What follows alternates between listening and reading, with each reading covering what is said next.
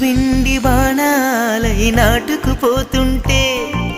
చెంపలు కెంపు నాణాలై కాంతిని ఇస్తుంటే చూపులు తేనె దారాలై